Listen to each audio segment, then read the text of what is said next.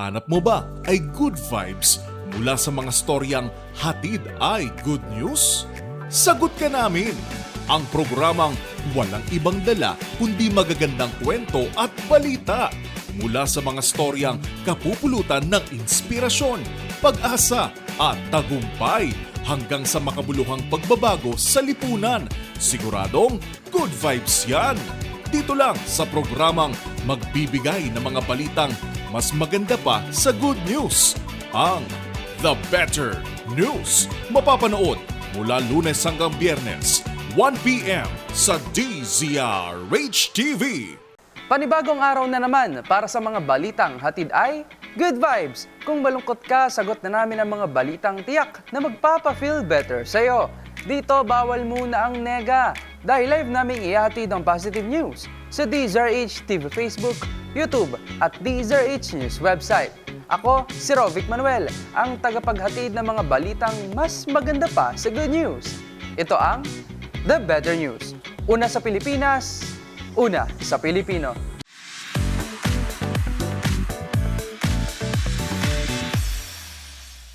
Sa kaniyang maikling state visit, tumanaw ng utang na loob si Pangulong Bongbong Marcos sa presidente ng United Arab Emirates o UAE dahil sa pagpapahalaga nito sa ugnayan ng Pilipinas at ng nasabing bansa. Kabilang narito ang pagbibigay nito ng pardon sa mga OFW na nahaharap sa mga kaso, gayon din ng relief operations o support para sa mga kababayan nating hinagupit ng mga nakalipas na bagyo. Ang iba pang detalye panoorin sa report ni Rose Babiera. Personal na ipinaabot ni Pangulong Bongbong Marcos ang kanyang pasasalamat kay United Arab Emirates President Sheikh Mohammed bin Zayed Al Nahyan sa kabutihan nito sa bansa sa kanyang one-day work visit sa UAE. Sa kanilang pagpupulong, muling nagpasalamat si PBBM sa iginawad na pardon sa 143 Pilipino na nahaharap sa iba't ibang kaso sa UAE. Gayon din ang mga humanitarian aid o tulong na ipinaabot ng leader ng bansa para sa mga biktima ng pagbaha bunsod ng sunod-sunod na bagyo na nanalasa sa Pilipinas. Binigyang diin naman ni PBBM ang mutual respect at cooperation sa pagitan ng dalawang bansa, partikular na ang patas at makatarungang pagtrato ng pamahalaan ng UAE sa mga Pilipino roon. Ayon kay President Sheikh Mohammed bin Zayed Al Nahyan, mahalaga ang kontribusyon ng mga Pilipino sa Emirati society. Ang pagiging banayad o civil at gentle ay ilan lamang sa mga kaugalian ng mga Pinoy na lubos na ikinalulugod ng presidente. Tuloy naman ang pagpapaigting ng ugnayan sa ekonomiya at kalakalan sa pagitan ng mga bansa. Ayon kay PBBM, ang pagsasaayos ng mga regulasyon upang mapabuti ang negosyo at iba pang ugnayan ang isa sa mga pangunahing agenda ng kanyang administrasyon. Tinatayang nasa 700,000 ang mga Pilipino na naninirahan at nagtatrabaho sa UAE. Para sa MBC TV Network News, ito si Rose Babiera. Una sa Pilipinas, una sa Pilipino.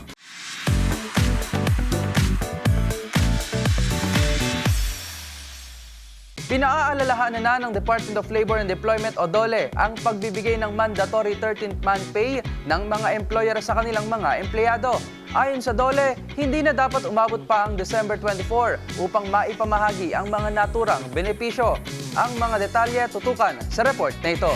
Nagpaalala ang Department of Labor and Employment o DOLE sa mga employer ng pribadong sektor na ibigay na ang mandatory 13th month pay ng kanilang mga manggagawa bago sumapit ang Pasko. Ayon kay DOLE Secretary Bienvenido Laguesma, hindi na dapat hintayin pa ng mga employer ang December 24 bago ibigay ang 13th month pay ng kanilang mga empleyado.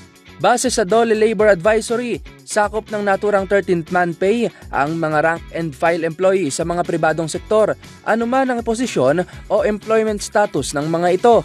Sa ilalim rin ng advisory nakalagay ang guidelines para sa tamang komputasyon ng 13th month pay ng mga empleyado alinsunod sa Article 5 ng Labor Code. Dagdag pa ng DOLE, ang mandatory benefit ay hindi dapat nabababa sa 1/12 ng basic salary ng isang manggagawa sa loob ng calendar year. Para sa DZRH TV, ito si Rovic Manuel. Una sa Pilipinas, una sa Pilipino.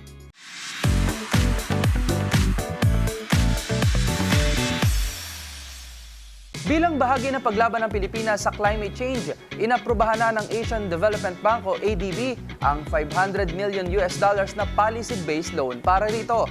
Ang mga detalye tinutukan ni Millie Borja. Aprobado na ng Asian Development Bank o ADB ang $500 million na policy-based loan bilang pagpapalakas sa paglaban ng Pilipinas kontra climate change. Sa inilabas na pahayag ng ADB, susuportahan ng Climate Change Action Program o CCAP Subprogram 2 ang pag-iimplementa ng bansa sa Nationally Determined Contribution. Sa ilalim ng NDC, layong bawasan ng Pilipinas ang greenhouse emissions at pataasin ang adaptation. Ang CCAP ay bahagi ng Country Partnership Strategy 2024-2029 at Climate Investment Plan ng ADB na layong gamitin ang $10 billion para sa climate finance. Papalakasin ng naturang programa ang mga polisiya at regulasyon sa climate-related investment pagdating sa renewable energy at energy efficiency, climate-resilient agriculture at nature-based solutions. Para sa DZRH TV, ito si Mili Borja, una sa Pilipinas, una sa Pilipino.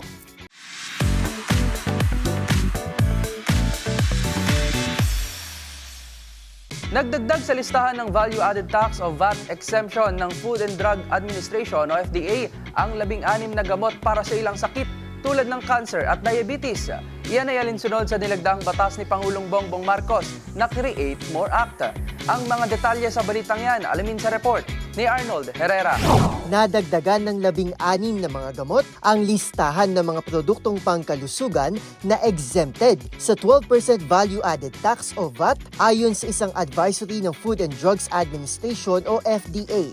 Batay ito sa nilagdaang Create More Act ni Pangulong Bongbong Marcos kung saan ang ilang gamot para sa ilang sakit tulad ng hypertension, cancer, mental illness, diabetes, kidney disease, high cholesterol at tuberculosis ay hindi nalalagyan ng VAT. Layon din ito na mas gawing globally competitive, investment-friendly, predictable at accountable ang tax incentives regime ng bansa. Sa advisory ng FDA, 8 sa mga gamot ay para sa diabetes, 4 ang para sa cancer at 3 ang para sa mental illness. Kabilang sa mga ito ang Degarelix, Tremelimumab, Sitagliptin, Metformin, hydrochloride, linagliptin, clomipramine, hydrochloride, clopromazine, midazolam at iba pa. Ito na ang ika-6 na beses ngayong taon na nag-update ang FDA ng listahan ng VAT-exempted medicines. Para sa DZRH TV, ito si Arnold Herrera. Una sa Pilipinas, una sa Pilipino.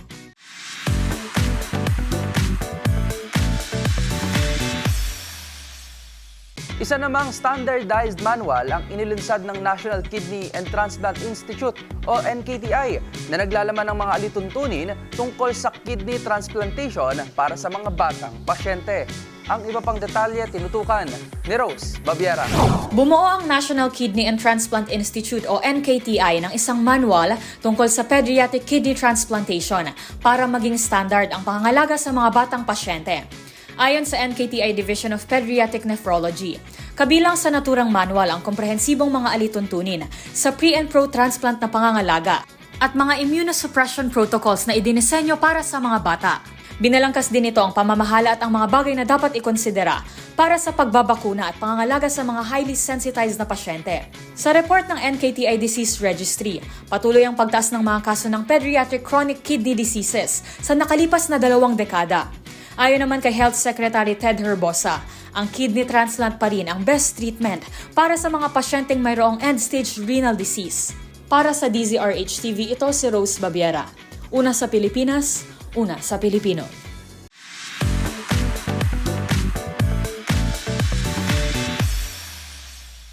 Samantala, muli na namang kinilala ang Pilipinas sa katatapos lang na TripZilla Excellence Awards 2024 kung saan ginawaran ng bansa bilang premier dive destination ngayong taon. Ito na ang ikatlong gantimpala na naitala ng Pilipinas ngayong taon matapos nitong makuha naman ang Best Diving Destination at Sustainability Leader of the Year sa buong Asia. Ang mga detalye ihahatid ni James Galange.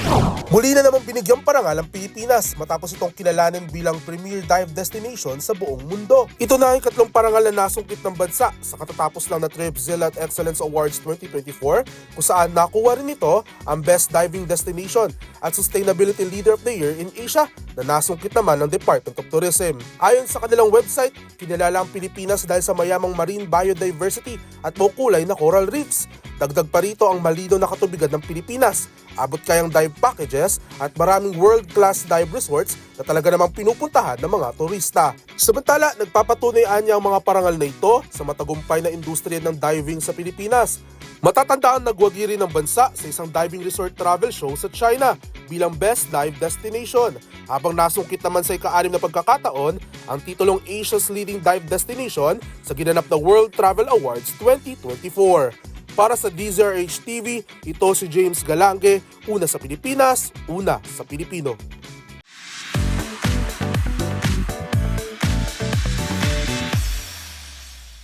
Inaprubahan na ng Department of Agriculture o DA ang pag-aangkat ng nasa mahigit 8,000 metriko tonelada ng isda.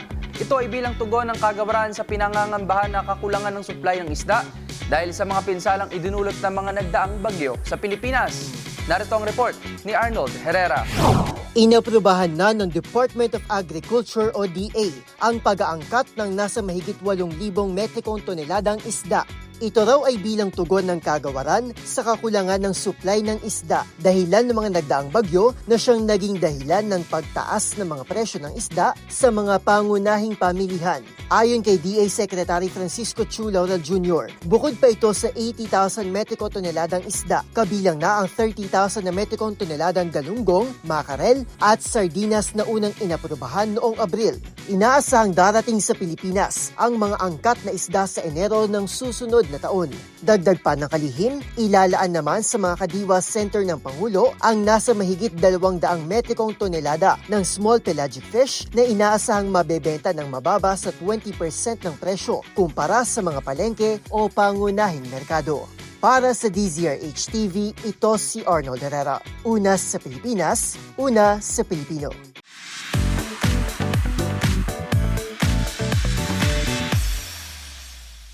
Good news naman tayo pagdating sa sports. Nagkampiyon ang Pinoy Chess Master na si Mario Mangubat sa katatapos lang na 32nd FIDE World Senior Chess Championship na ginanap sa Portugal. Para sa Balitang Sports, ihatid yan ni Billy Borja. Hinirang bilang bagong kampiyon ng FIDE World Senior 65 Plus Rapid ang Filipino chess master na si Mario Mangubat. Dinimina ng 66-year-old chess player mula Minglanilla, Cebu ang Rapid Tournament sa 32nd FIDE World Senior Chess Championship na ginanap sa Porto Santo Island sa Portugal. Nakapagtala ng 4.5 points si Mangubat sa kanyang 6 na laro para makuha ang titulo sa 65 plus category. Sinundan siya sa ikalawang pwesto ni International Master Aitkazim Badmursin habang pumangatlo naman si Marat Primetov mula Kazakhstan. At yun ang mga latest updates sa mundo ng sports. Para sa DZRH TV, ito si Mili Borja, una sa Pilipinas, una sa Pilipino.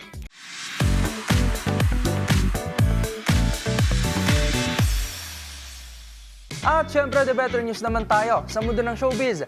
Marian Rivera wagi bilang Best Actress sa Rising Filipino Awards 2024. At Pinoy singer Sofronio Vasquez pasok na sa top 8 ng The Voice USA. Ang mga detalye panoorin sa report ng ating showbiz Angel. Panibagong tagumpay na naman ang nakamit ni Marian Rivera. Ang Kapuso star kinilalang Best Actress sa Rising Filipino Awards 2024 para sa kanyang pagganap bilang Teacher Emmy sa Cinemalaya film Balota. Magunita na kamakailan nga lang kinilala rin si Marian na Actress of the Year ng Esquire Philippines. Nakataktang ganapin ang naturang awards night sa November 29. Samantala, sa iba pang balita, tuloy ang laban ng ating kababayang si Sofronio Vasquez sa The Voice USA. Ang 32 anyos sa mga awit mula Ozami City, nakapasok na sa top 8 ng naturang singing competition sa Amerika. Napahanga nito ang coaches sa kanyang rendition ng Crying ni Roy Orbison sa The Voice Playoffs. Sa isa namang IG post, proud itong isinare ang nakamit na tagumpay at nagpasalamat sa kanyang coach na si Michael Bublé. Unang nakilala si Sofronio nang sumabak ito sa tawag ng tanghalan. Para sa DZRH TV, ito po ang Showbiz Angel, una sa Pilipinas, una sa Pilipino.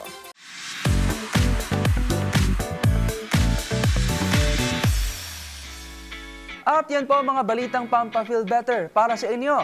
Hanggang sa susunod po na episode para sa mga balitang hatid lamang ay Good Vibes. Kaya naman, para sa ating mga live streamer sa website, palagi lamang pong tumutok. At kung may gusto kayong i-share na balitang hatid rin ay Good Vibes, i-comment nyo na yan sa ating comment section. Tandaan, laging mas maganda ang mga araw. Laging mas maganda ang mood sa pagharap sa buhay kung alam mo ang The Better News. Para sa DZRH TV, ito si Rovic Manuel. Una sa Pilipinas, una sa Pilipino.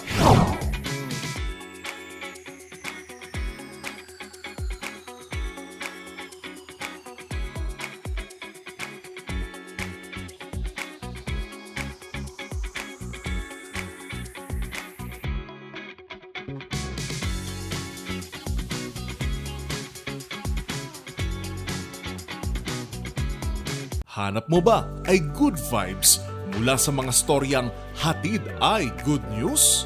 Sagot ka namin!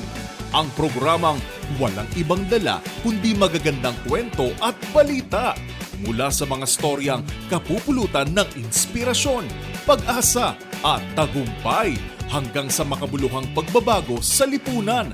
Siguradong good vibes yan!